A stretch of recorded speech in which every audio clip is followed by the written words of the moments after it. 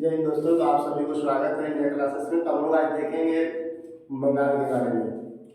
क्योंकि जैसे बंगाल पश्चिम बंगाल है, तो पहले तो हम लोग देखेंगे कि इसका पश्चिम बंगाल क्यों पड़ा। क्योंकि इधर तो पूरब है, तो पूरब में होते हुए भी इसका पश्चिम बंगाल नाम इसका क्यों पड़ा, पहले तो ये हम लोग देख लेंगे, उसके बाद देख लेंगे। तो जब पहले जैसे पूरा बंगाल इधर बांग्लादेश जो है, तो पूरा पहले बांग्लादेश ये एक था, तो बांग्लादेश के नाम से जाना जाता था, बंगाल के नाम से पूरा जाना था। जो कि 1905 में अंग्रेजों द्वारा इसको विभाजन किया गया। जब 1905 में विभाजन किया गया इसको, तो ये बंगाल हो गया, ये पूर्वी बंगाल हो गया, ये पश्चिमी बंगाल हो गया। बंगाल को दो भागों में बांट दिया गया, तो ये पश्चिमी बंगाल हो गया और ये पूर्वी बंगाल हो गया। तो 1905 में बंगाल के रूप में हो गया पश्चिम बंगाल और पूर्वी बंगाल। फिर जब हम लोग का देश आज़ाद हुआ, देखेंगे हम लोग, जब हम लोग का देश ये 1905 में पश्चिमी बंगाल और पूर्वी बंगाल की तरफ से होगा। फिर 1947 में जब हम लोग का देश आज़ाद हुआ, तो ये बंगाल से जैसे अब ये बंगाल से पाकिस्तान के रूप में हो गया है। तो अब ये ये बंगाल ही रह गया पश्चिम बंगाल, मगर ये जो था एरिया, इधर का एरिया, ये पूर्वी पाकिस्तान के नाम से जाना जाने लगा। ये पूर्वी पाकिस्तान के रूप में जाने लगा। इधर पूर्वी पाकिस्तान हो गया और उधर जो था वो पश्चिमी पाकिस्तान हो गया। ये पूर्वी पाकिस्तान के रूप में जाने लगा। फिर जब 1971 में हुआ, तो 1971 में जब देखेंगे हम लोग, तो बांग्लादेश के रूप में, जब ये दोनों में विलय हुआ, तो ये बांग्लादेश के रूप में जाने लगा। पूर्वी पाकिस्तान से बांग्लादेश हो गया, पर ये जो था वो जस के तस ही रह गया, पश्चिम बंगाल ही रह गया।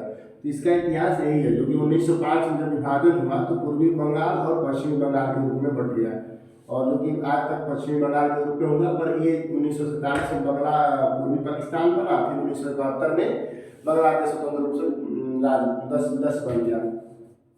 हम लोग देखेंगे आज पश्चिम बंगाल के बारे में। तो पश्चिम बंगाल देखेंगे तो हर एक तरह से यहाँ पर बहुत बढ़िया समृद्धशाली राज्य है।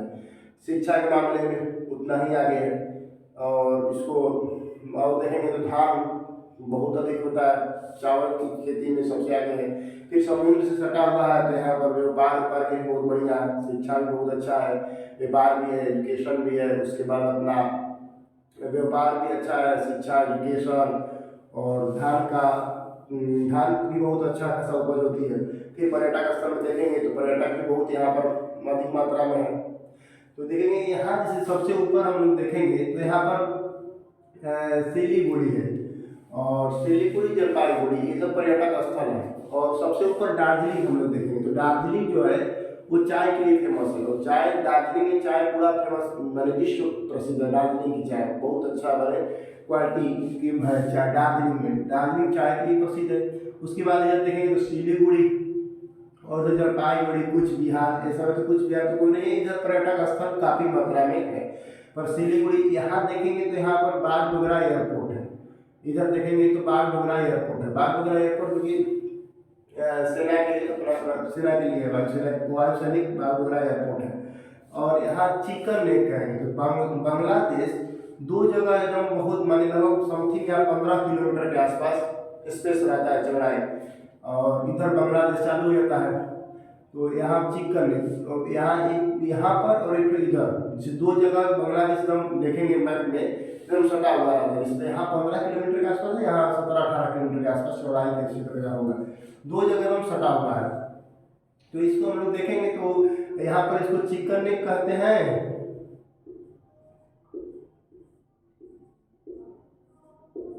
चिकन लेक, या फिर सिलीगुड़ी कॉरिडोर भी कहते हैं लोग, क्योंकि सिलीगुड़ी शहर ऊपर है, तो इसको दो नाम से जानते हैं, सिलीगुड़ी कॉरिडोर या चिकन लेक।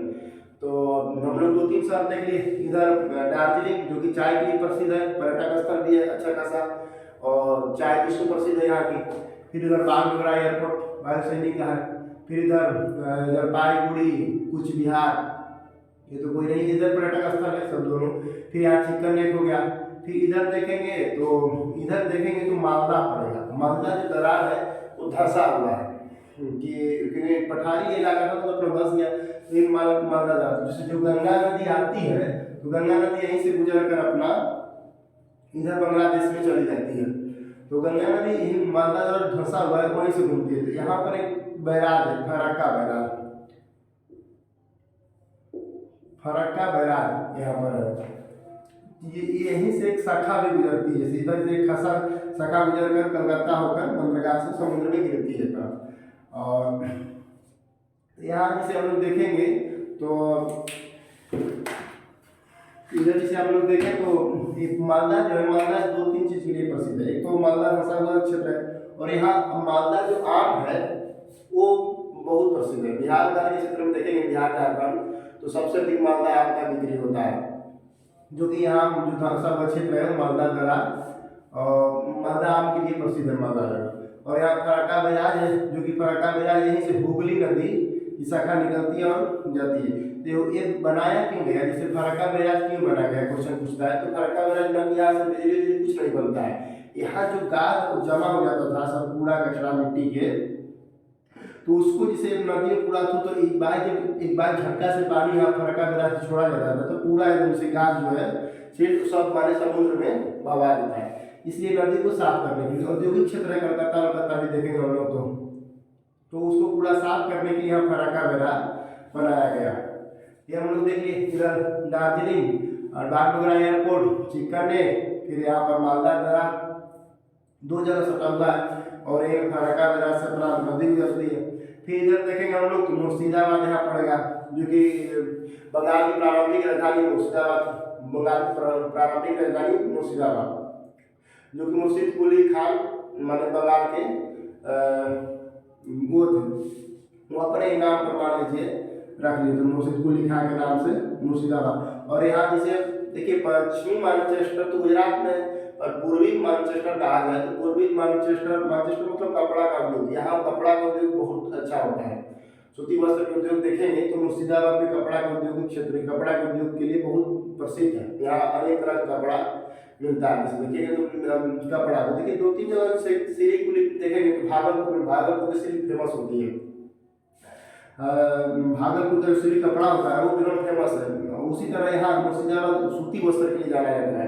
एक पश्चिमी मैनचेस्टर, पूर्वी मैनचेस्टर भी मुर्शिदाबाद को कहते हैं। तो कभी कभी क्वेश्चन पूछ लेता है पूर्वी मैनचेस्टर किसको कहते हैं, तो मुर्शिदाबाद, और पश्चिमी मैनचेस्टर गुजरात में अहमदाबाद है।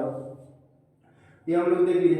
फिर इधर देखेंगे हम लोग तो यहाँ पुरुलिया मिलेगा आपको, जिससे लगेगा कि झारखंड में बंगाल घुसा हुआ है हल्का सा बंगला में, तो यहाँ पुरुलिया मिलेगा।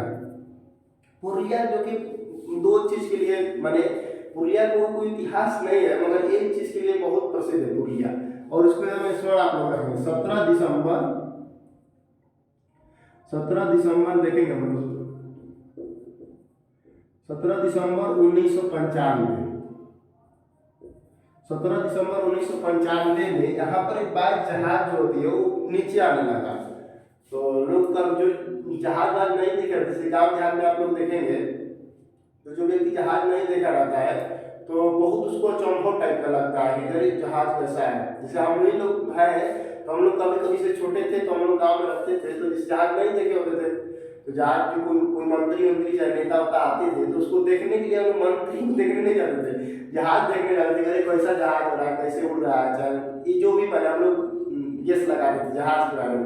मंत्री को कौन, मंत्री क्या बोल रहा है, नहीं बोल रहा है, जो बोल रहा है उसको हम लोग पहले नहीं पड़ता था अपना क्या कर रहा है। पर अब तो मैंने जब जो शहर में चले जाते हैं हम लोग, जब शहर में जुड़ा रहा है तो उसके लिए जहाज आम बात है। तो उसी तरह यहाँ जब पुरुलिया गाँव में जहाज नीचे आने लगा तो सब लोग देखने लगे जहाज मैंने एक आ तो अपन, और वहाँ एक बाइक में जैसे जहाज में से बोड़े के बोड़ा हथियार गिरने लगा, और बहुत माने भारी मात्रा में हथियार गिरा, जिससे कई बोड़ा मार पिस्टल, बंदूक, AK-47, उसके बाद बम ऐसे लेके गए तो बहुत सारा गिरा। और उसके बाद अपना लोग उठा लिए, फिर पुलिस आई तो भाई जो जस्ट उठाया AK-47 वो बोला कि नहीं उठाया, 2 उठाया, 4 उठाया, ऐसे करके वो अपना सब ले लिया। पर जो भी मैंने जो ईमानदारी पूर्वक जो दिया पुलिस को अपना, क्योंकि अब उसको तो कोई गिनती था नहीं कितना गिरा है, और गिनती गिरा था कितना गिरा था भगवान ही मालिक है। तो उसी तरह और उसके बाद देखेंगे हम लोग पुरुलिया में, और पुरुलिया यहाँ बहुत मात्रा में हथियार गिरा था उस समय, और इसका आज तक पता नहीं चला कि कौन गिराया, क्यों गिराया। सरकार जांच की होगी पर जैसे लोगों को मालूम नहीं चला कि कैसे हुआ था, क्यों हुआ था। पर ये डेट हम लोग देख लेंगे 17 दिसंबर 1995 को पूर्णिया में बहुत मात्रा में हथियार गिराया गया था। अब AK-47 से देखिए मतलब होता है, AK-47 देखेंगे हम लोग तो AK-47 का मतलब हम लोग देखेंगे जैसे एक जैसे अमेरिका का वैज्ञानिक था, तो जिसे देखिए वैज्ञानिक का मतलब होता है, रहता है कि सोचते रहो, दिमाग लगाते रहो अपना। तो सोचा कि बताओ मैंने जो गन है, बंदूक है, तो उसमें एक तो बंदूक डालो फिर छोड़ो, फिर डालो फिर छोड़ो, इतना बहुत टाइम वेस्ट होता है। सोचा कि ऐसा क्यों ना किया जाए कि जो कि एक के बार में तब 10-20-50 गोली छोड़े। तो ऐसा सोचता रहा, फिर बहुत परिश्रम किया। उसके बाद उसको जब उसका क्लासिनिको नाम था,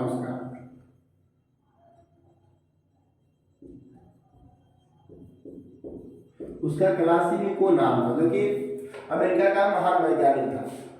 तो उसने सोचा कि ऐसा कुछ किया जाए कि जो कि अपना उसमें ऑटोमेटिक निकलता रहा। तो उसने अपना ऑटोमेटिक माने वो ऑटोमेटिक नाम का वो हथियार बना, जो कि 1947 में उन्होंने परिश्रम करते करते अपना उन्होंने बना दिया, जिसे 1947 में हथियार देखेंगे हम लोग। तो क्लासिनिको थे,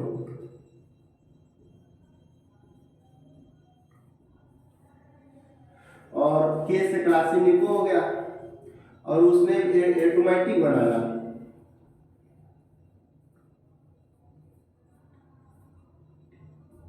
ऑटोमेटिक बनाया उसने, तो ए से ऑटोमेटिक हो गया और के से क्लासिनिको, और उन्होंने पूरा कंप्लीट कर लिया था 1947 में। तो 1947 के 47 हो गया। तो इन्होंने एक ऑटोमेटिक AK-47 इसी के माने, तो अमेरिका के वैज्ञानिक जो कि ऑटोमेटिक हथियार बनाए थे। तो ए से ऑटोमेटिक, के से क्लासिनिको, और 1947 में बन के तैयार हो गया था। तो इसका नाम पड़ गया इसलिए। अब एक देखेंगे तो हम लोग अमेठी में भी एक ठो बन रहा है, जो कि AK-03 है।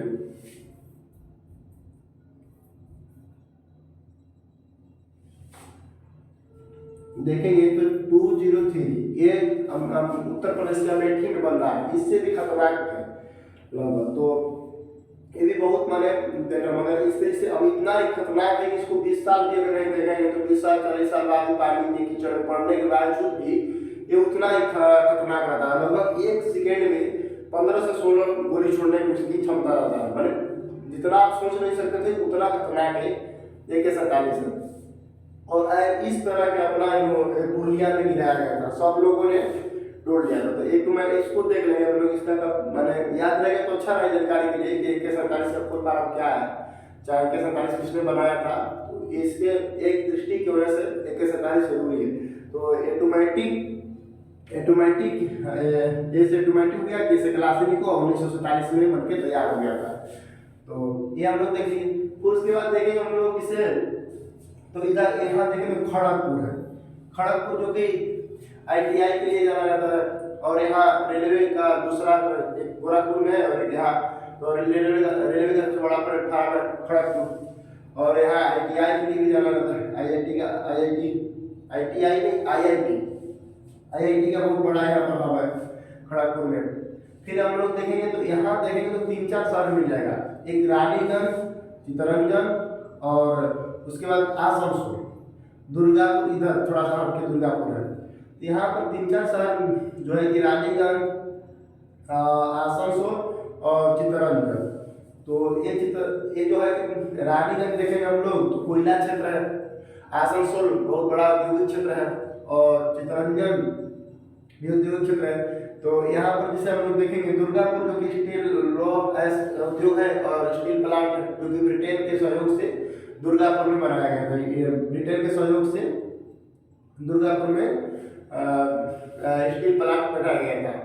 और लोहा स्टील बनता है क्या, स्टील से 199% का लोहा आता है, और 1% उसमें कार्बन मिला देने से स्टील बन जाता है और शुद्ध स्टील हो जाता है। यहाँ जो कि रानीगंज यहाँ शहर देखेंगे आप लोग, तो रानीगंज एक बहुत बड़ा यहाँ पर कोयला क्षेत्र है, और एक कोयला आसनसोल को भी देता है, उसके बाद चित्तरंजन को भी देता है, दुर्गापुर को भी देता है। तो तीनों चारों जो शहर जो औद्योगिक क्षेत्र है, कंपनियां है सारी, उसको रानीगंज से काफी मात्रा में कोयला निकलता है और एक चारों औद्योगिक क्षेत्र को दे देता है। तो यहाँ बहुत बड़ा भारी उद्योग है, चित्तरंजन, आसनसोल और दुर्गापुर। फिर यहाँ देखेंगे हम लोग तो वर्धमान मिलेगा, यहाँ देखेंगे हम लोग तो वर्धमान जो कि ऊन के लिए प्रसिद्ध है। वर्धमान में ऊन की क्वालिटी अच्छी होती है, यहाँ वर्धमान ऊन के लिए प्रसिद्ध है। फिर यहाँ देखेंगे हम लोग तो शांति निकेतन, जो कि रविंद्रनाथ टैगोर जी ने शांति निकेतन की स्थापना की थी। ये बहुत महत्वपूर्ण क्वेश्चन होता है। और इन्होंने दो देशों के राष्ट्रीय गीत भी गाए थे, एक अमर शुमार बांग्ला और एक जनगण मन। तो भारत के लिए जनगण मन और जो कि बांग्लादेश के लिए अमर शुमार बांग्ला। तो इन्होंने दो देशों के लिए राष्ट्रीय ज्ञान भी दिया और इन्होंने शांति निकेतन की स्थापना जो कि 1901 में रविंद्रनाथ टैगोर ने की है। शांति निकेतन कलकत्ता से थोड़ा सा हट के है शांति निकेतन। तो हम लोग देख लिए। फिर यहाँ देखेंगे तो कलकत्ता मिलेगा, जो कि कलकत्ता हुगली नदी के तट पे है। हुगली नदी जो आ रही है इसी के तट पे कलकत्ता शहर बसा हुआ है। कलकत्ता जो हुगली नदी के तट पे है। फिर यहाँ देखेंगे तो कलकत्ता जो कि हुगली नदी के तट पे है और कलकत्ता में वहाँ पर रविंद्र सेतु है। रविंद्र सेतु के अलावा देखेंगे हम लोग तो एक उसी को हावड़ा ब्रिज कहते हैं, जो कि दो पिलर पे खड़ा है, एक इस पर और एक उस पर, मात्र दो पिलर पर हावड़ा ब्रिज जो खड़ा है, जो कि हुगली नदी पे बना हुआ है। हावड़ा ब्रिज देखेंगे कोलकाता। फिर यहाँ का जिसे ना मिठाइयाँ भी पश्चिम बंगाल में कोलकाता के लिए मिठाइयाँ बहुत प्रसिद्ध है। फिर यहाँ देखेंगे तो न्यू मुरो द्वीप, जो कि भारत का है पर बांग्लादेश से विभाजित है। ये क्वेश्चन में पूछ लेता है कि न्यू मुरो द्वीप कहाँ है और किससे विभाजित है। दो क्वेश्चन पूछ लेता है, न्यू मुरो द्वीप कहाँ है पहला क्वेश्चन, और दूसरा क्वेश्चन कि किससे विभाजित है। तो न्यू मुरो द्वीप जो कि यहाँ बंगला एकदम नीचे है और ये बांग्लादेश से विभाजित है, इधर बांग्लादेश पड़ेगा। और यहाँ कोलकाता से हम देख लेते, यहाँ का मिठाई प्रसिद्ध है। उसके बाद यहाँ रविंद्र सेतु है और रविंद्र सेतु के बाद हुगली नदी के तट पर कोलकाता शहर बसा हुआ है। तो लगभग हम लोग देख लिए। तो यहाँ पर प्रारंभिक और कोलकाता शहर का बंगाल की राजधानी यहाँ पर है कोलकाता, बंगाल की राजधानी कोलकाता है। ये सब राज्य राजधानी याद होनी चाहिए अच्छे से। तो बंगाल की राजधानी कोलकाता है। फिर कोलकाता का हम लोग देखेंगे तो वास्तुकार था, जो कि दिल्ली का हम लोग देखेंगे वास्तुकार। तो दिल्ली का वास्तुकार एडविन लुटियर और अबेकर था, और जो कि एडविन लुटियर और अबेकर था दिल्ली के वास्तुकार। पर जो कलकत्ता का वास्तुकार था, जो कलकत्ता का वास्तुकार जॉर्ज चार्नॉक थे, जो कि कलकत्ता के वास्तुकार थे, जो जॉर्ज चार्नॉक थे। और पहले भारत की राजधानी देखेंगे तो पहले भारत की राजधानी कोलकाता ही था, और उसके फिर बाद में जाके दिल्ली राजधानी बना भारत में। तो पहले प्रारंभिक राजधानी भारत की देखेंगे तो कलकत्ता थी। ये हम लोग ये देख लिए कलकत्ता के बारे में। तो कलकत्ता से लगभग 2-3 क्वेश्चन आता है कि यहाँ पर हुगली नदी पे तट पे बसा है कलकत्ता शहर। उसके बाद यहाँ पर इसका वास्तुकार जॉर्ज चार्नॉक था। प्रारंभिक राजधानी भारत की कलकत्ता थी, अब पश्चिम बंगाल की राजधानी कलकत्ता है। उसके बाद यहाँ पर रविंद्र सेतु है, जो कि हावड़ा ब्रिज के नाम से जाना जाता है, दो पिलर में खड़ा है। और यहाँ देखेंगे हम लोग चिकन दार्जिलिंग जो कि चाय के लिए प्रसिद्ध है। और यहाँ सिलीगुड़ी एयरपोर्ट या चिकन यहाँ कहते हैं, यहाँ बागडोगरा एयरपोर्ट है। उसके बाद यहाँ जलपाईगुड़ी कुछ बिहार। और उसके बाद इधर देखेंगे तो मुर्शिदाबाद, यहाँ देखेंगे तो मुर्शिदाबाद, यहाँ शांति निकेतन, जो कि 1901 में शांति निकेतन की स्थापना रविंद्रनाथ टैगोर जी किए थे। फिर यहाँ वर्धमान उनके लिए प्रसिद्ध है। दुर्गापुर स्टील प्लांट है, जो कि ब्रिटेन के सहयोग से लगाया गया था। आसनसोल औद्योगिक क्षेत्र है। और चित्तरंजन दो औद्योगिक क्षेत्र है। फिर रेल इंजन कारखाना भी चित्तरंजन में रेल इंजन कारखाना है। ये इसको याद रखेगा, इलेक्ट्रिक रेल जो बनता है, लाइन से जो रेल चलता है इस समय तो 80% लाइन से ही चल रहा है। पहले तो कोयला से चलता था ना, पर अब तो 80% लगभग लाइन से चल रहा है। तो लाइन इंजन कारखाना जो है, लाइन इंजन से जो कारखाना है, रेल इंजन बनता है, तो लाइन से चलने वाला रेल इंजन वो यहाँ पर चित्तरंजन में रेल इंजन कारखाना है इलेक्ट्रिक। फिर इधर आसनसोल रानीगंज कोयला क्षेत्र है, क्योंकि नागपुर से ना सटा हुआ है पूरा झारखंड से, तो झारखंड को नागपुर पठार करते हैं। फिर ये देखिए हम लोग चित्तरंजन, जो कि रेल इंजन कारखाना है, ये याद रखो हम लोग। फिर उसके बाद ये देख लीजिए हम लोग यहाँ, फिर उसके बाद यहाँ पुरुलिया जो कि दम कांड हुआ था 17 दिसंबर 1995 में। हथियार बहुत भारी मात्रा में हथियार गिरा सब। यहाँ खड़गपुर IIT के लिए प्रसिद्ध है। फिर उसके बाद खड़गपुर IIT के लिए प्रसिद्ध है। और ये देखें तो कलकत्ता, फिर यहाँ न्यू द्वीप है जो कि बांग्लादेश से विभाजित है। तो हम लोग दोस्तों लगभग बंगाल के बारे में पढ़ लिए, और उसके बाद हम लोग क्वेश्चन आंसर देख लेंगे। फिर द सेवन सिस्टर पूर्वोत्तर राज्य पढ़ लेंगे, सिक्किम पढ़ लेंगे हम लोग। ये धीरे धीरे अपना चलते रहेंगे। तो जैसे देखिए जो हम लोग पढ़े हैं उसको एकदम स्मार्ट रखेंगे। कितना साल, लगभग 4-5 10 शहर होगा, 5-6 शहर, 10 तो नहीं होगा। तो ऊपर देखेंगे तो दार्जिलिंग है। उसके बाद दार्जिलिंग के बाद जलपाईगुड़ी, सिलीगुड़ी, बागडोगरा एयरपोर्ट, फिर चिकन है, फिर मालदा दरा, वही फरक्का बैराज है जो कि हुगली नदियों से गुजरती है, जो कि शील्ड गार्ड सब होता है वो समुद्र में ढकेल देती है। और उसके बाद हम लोग देखेंगे नीचे, उसके आगे तो नीचे हम लोग देखें तो ये मुर्शिदाबाद होगी जो बंगाल की प्रारंभिक राजधानी थी, और पूर्वी मैनचेस्टर भी कहा जाता है मुर्शिदाबाद को। फिर उसके बाद नीचे हम लोग देखेंगे तो इधर देखेंगे तो पुरुलिया जो कि डंप कांड हुआ था, हथियारों से भरा, मैंने बहुत मात्रा में हथियार जो कि 17 दिसंबर 1995 को गिराया गया था। और उसके बाद देखेंगे नीचे तो खड़गपुर जो कि IIT के लिए प्रसिद्ध है। इधर देखेंगे नीचे नाम तो न्यू द्वीप जो कि बांग्लादेश से विभाजित है। फिर इधर देखेंगे चित्तरंजन जो कि कोयला चित्तरंजन जो कि देखेंगे तो रेल इंजन कारखाना के लिए प्रसिद्ध है। इलेक्ट्रिक रेल इंजन बहुत बनाया जाता है वहाँ पर। फिर उसके बाद देखेंगे तो आसनसोल औद्योगिक क्षेत्र है। दुर्गापुर स्टील प्लांट है जो कि ब्रिटेन के सहयोग से बनाया गया था।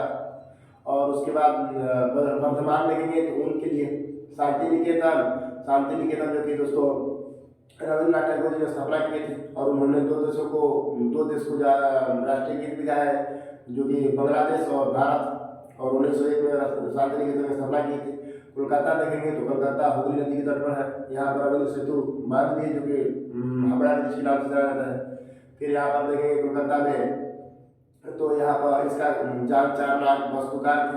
यहाँ की मिठाइयाँ बहुत प्रसिद्ध है। यहाँ का प्रिय भोजन मछली चावल मान लीजिए है। तो इसी तरह हम लोग लगभग झारखंड पश्चिम बंगाल के बारे में पढ़ लिए थे। और पश्चिम बंगाल जैसे जो कि 1905 में बना था, पूर्वी बंगाल और पश्चिम बंगाल, इसलिए इसको पश्चिम बंगाल कहते हैं। ये हम लोग देख लिए थे। तो मिलेंगे नेक्स्ट वीडियो में। जय हिंद दोस्तों।